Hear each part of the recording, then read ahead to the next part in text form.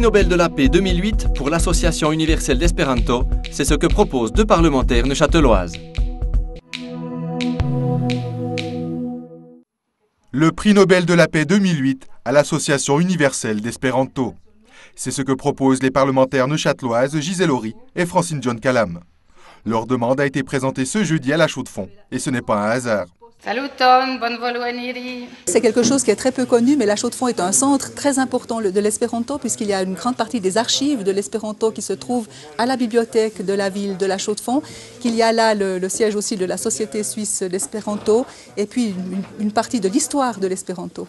La présence dans la cité horlogère du Centre de documentation et d'études sur la langue internationale n'est pas la seule motivation.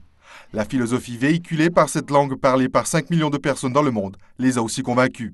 Mais moi j'aime bien en fait la philosophie qui sous-tend cette langue, qui n'est pas issue ni d'une ethnie ni d'une culture, qui est une langue conçue de toutes pièces et puis qui permet finalement une grande neutralité dans les discussions entre les différentes personnes qui la pratiquent. C'est une langue neutre, une langue qui permet le contact entre les peuples sans qu'il n'y ait prédominance d'une culture sur une autre.